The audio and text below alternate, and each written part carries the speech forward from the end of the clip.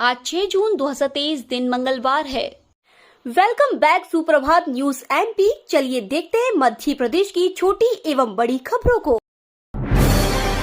जून के इस सप्ताह में आएगी 12वीं पास बच्चों के लैपटॉप की किश्त, मिलेंगे इतने रुपए। हाल ही में मध्य प्रदेश में 12वीं का बोर्ड रिजल्ट जारी हुआ था, जिसके बाद बच्चों में अच्छा खासा उत्साह देखने को मिला था। इसी बीच अब खबर आ रही है कि 12वीं की परीक्षा अच्छे नंबर से पास करने वाले छात्रों के लिए जल्दी लैपटॉप की किश्त जारी की जाएगी। बताया जा रहा है कि इसका लाभ 75% से ज्यादा नंबर लाने वाले छात्रों को मिलेगा। मिली जानकारी के अनुसार पता चला है कि 12वीं बोर्ड की परीक्षा में 75% अंक से पास होने वाले छात्रों को शिवराज सरकार की तरफ से लैपटॉप के लिए पैसे उपलब्ध कराए जाएंगे, जिसे लेकर के छात्रों में काफी उत्साह है। बता दें कि छात्रों के खाते में ये राशि जून के तीसरे सप्ताह तक आने की खबर है।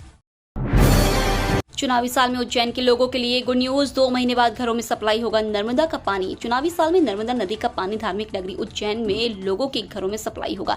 इस लेकर काम शुरू हो गया है। भोपाल की कंपनी 2 महीने में टेंडर पूरा करने का दावा कर रही है। अभी तक नर्मदा का पानी बड़े धार्मिक आयोजनों के अवसर पर शिप्रा नदी में ही मिलाया जाता था। धार्मिक नगरी उज्जैन में नगरीय निकाय से लेकर लोकसभा तक सारे चुनावों तक में नर्मदा शिप्रा लिंक योजना को लेकर बड़े बड़े दावे होते आए हैं। राजनीतिक मंचों से यह भी दावा किया गया था कि नर्मदा शिप्रा लिंक योजना के जरिए उज्जैन में लोगों के घरों तक नर्मदा नदी का पानी पहुंचाया जाएगा। भोपाल से जल्द शुरू होगी कोलकाता के लिए फ्लाइट, पर्यटन को मिलेगा बढ़ावा। भोपाल में राजा भोज इंटरनेशनल एयरपोर्ट पर लगातार फ्लाइट्स की संख्या बढ़ाई जा रही है, क्योंकि यात्रियों की संख्या भी लगातार बढ़ती जा रही है।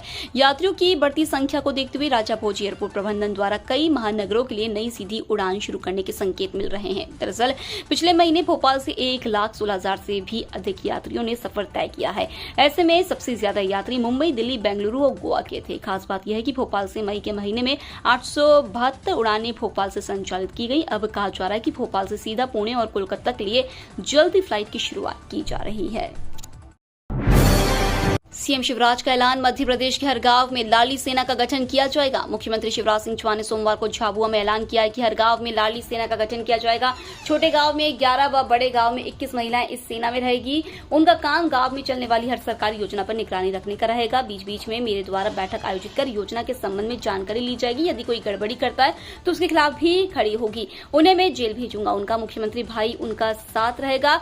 नया जमाना लाने के लिए सामाजिक क्रांति की जा रही है। अब सभी के साथ मिलकर विकास करेंगे।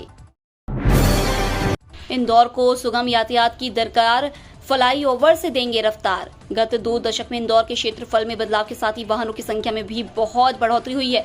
इसमें शहर की बढ़ती रफ्तार को सड़क और फ्लाईओवर गति देंगे। शहर की यातायात समस्याओं के समाधान के लिए बाईपास से लेकर रिंग रोड और शहर के प्रमुख चौराहों पर 20 फ्लाईओवर और 2 रेलवे ओवरब्रिज बनाए जाएंगे। इंदौर फ्लाईओवर सिटी की तरफ तेजी से बढ़ रहा है। बसों और ट्रकों के लिए बाहर आधुनिक ISBT बस स्टैंड और ट्रांसपोर्ट हब जैसी योजनाएं लाई जा रही है। साथ ही शहर के आसपास 108 किलोमीटर लंबा ग्रीन रिंग कॉरिडोर तैयार किया जाएगा। लाडली बहना योजना के लिए डीबीटी अपडेट के लिए रविवार को भी खुले बैंक। लाडली बहना योजना की डीबीटी अपडेट, आधार लिंक करने आदि कामों के लिए रविवार को छुट्टी के दिन भी बैंकों में हलचल रही। सैकड़ों की संख्या में महिलाएं बैंकों में पहुंची और डीबीटी अपडेट करवाया। बैंक चालू करने के लिए प्रदेश सरकार ने आदेश जारी किए थे। इसके बाद महिलाओं के अकाउंट में 10 जून से 1,000 रुपए आना शुरू हो जाएंगे। जानकारी के अनुसार जिले में 18,000 से भी अधिक महिलाओं के अकाउंट की डीबीटी होना बाकी है। ऐसे में इन महिलाओं के खातों में योजना का पैसा नहीं आ सकता। प्रदेश सरकार ने एक मौका और देते हुए रविवार को भी बैंक चालू करने के आदेश दिए, जिससे महिलाएं अपना अकाउंट की डीबीटी और आधार से लिंक आदि कार्य करवा सके। प्रतियोगी परीक्षाओं की तैयारी के लिए बड़ा केंद्र बन गया इंदौर। पारंपरिक और व्यावसायिक पाठ्यक्रम के अलावा विद्यार्थियों के लिए अब इंदौर प्रतियोगी परीक्षा की तैयारी का केंद्र बन गया है। हर साल हजारों युवा यहां कोचिंग पढ़ने आते हैं। सरकारी नौकरी की तरफ युवाओं का रुझान बढ़ा है। वे PSC, UPSC, बैंक, PO और रेलवे की परीक्षाओं की तैयारी करते हैं। कुछ अंग्रेजी तो कुछ गणित या रीजनिंग के लिए कोचिंग जाते हैं, जबकि अधिकांश युवा अपने स्तर पर इन परीक्षाओं की तैयारी करते हैं। सिर्फ मार्क टेस्ट के लिए कोचिंग में पढ़ते हैं। बीते 1 दशक में इंदौर में 500 से ज्यादा कोचिंग क्लासेस खुल गई हैं। IIT इंदौर को NIRF 2023 रैंकिंग में 28वां स्थान। IIT इंदौर ने सोमवार को जारी किए NIRF 2023 रैंकिंग में कुल 28वें स्थान पर जगह बनाई है। IIT इंदौर ने रिसर्च के मामले में 21वां स्थान हासिल किया है। IIT इंदौर ने इंजीनियरिंग की रैंकिंग में 14वां स्थान हासिल कर लिया है। NIRF 2023 रैंकिंग की ताजा जारी सूची में भोपाल का आईसन ने ओवरऑल रैंकिंग में 60वां स्थान हासिल किया है। वहीं IIT इंदौर ने 28वें स्थान पर जगह बनाई है। ग्वालियर का अटल बिहारी वाजपेयी मैनेजमेंट संस्थान ने भी NIRF रैंकिंग में जगह बनाई है। IIT इंदौर ने रिसर्च की रैंकिंग में 21वां स्थान हासिल किया है। सीएम हेल्पलाइन की शिकायतों के निराकरण में लापरवाही, ITI की प्राचार्य पर कार्रवाई। सीएम हेल्पलाइन पर कई विभागों की शिकायतें बढ़ती जा रही हैं। ऐसे ही एक मामले में सीएम हेल्पलाइन के प्रकरणों के निराकरण में लापरवाही बरतने पर इंदौर कलेक्टर ने ITI की प्राचार्य पर कार्रवाई की है। उनका 1 दिन का वेतन रात 7 करने के निर्देश दिए हैं। बताया जा रहा है कि ITI के प्राचार्य SK कौरी बैठक में भी अनुपस्थित थे। उनके खिलाफ सीएम हेल्पलाइन के प्रकरणों के निराकरण में लापरवाही बरतने का भी आरोप है। इसके बाद कलेक्टर एरिया राजा टी ने कार्रवाई करते हुए प्राचार्य का 1 दिन का वेतन रात 7 करने के निर्देश दिए। साथ ही उन्होंने 2 अधिकारियों को शोकॉज नोटिस भी थमाया है। पीएम मोदी ने किया सिरपुर और यशवंत सागर तालाब का वर्चुअली निरीक्षण। विश्व पर्यावरण दिवस के अवसर पर प्रधानमंत्री नरेंद्र मोदी ने इंदौर के सिरपुर और यशवंत सागर तालाब का वर्चुअली निरीक्षण किया। इस मौके पर पीएम मोदी ने पर्यावरण के महत्व के बारे में बात की। उन्होंने कहा कि भारत अपने विकास के लिए किसी अन्य क्षेत्र की तरह बड़े पैमाने पर पर्यावरण पर ध्यान केंद्रित कर रहा है। साथ ही भूजल संरक्षण के बारे में बात करते हुए पीएम मोदी ने बताया कि रामसर योजना भविष्य में इको टूरिज्म के बड़े केंद्र बने रहेंगे।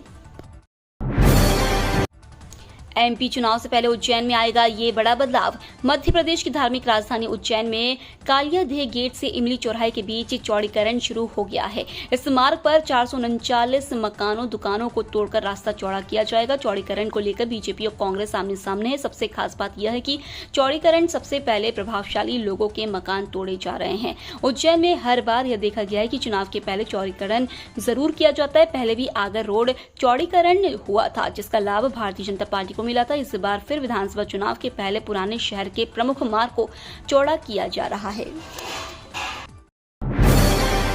अपनी मांगों को लेकर हड़ताल पर गए परिवहन विभाग के कर्मचारी।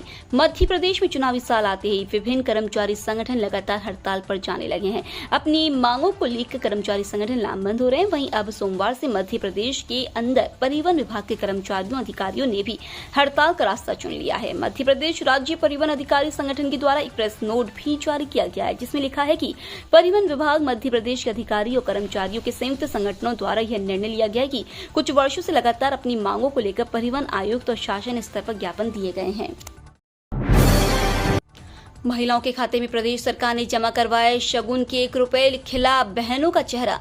मुख्यमंत्री लाडली बहन योजना के लाभार्थियों के लिए अच्छी खबर है। 10 जून को प्रदेश की 1,25,06,145 महिलाओं के बैंक खातों में राशि जमा करवाई जाएगी। इसके लिए अभी से ही सभी बहनों के खातों में 1-1 रुपए शगुन के प्रदेश सरकार द्वारा डलवा दिए गए हैं। ये इसलिए किया गया है ताकि ये पता चल सके कि जिस खाते में राशि जमा करवाना है उसमें कोई तकनीकी समस्या तो नहीं है।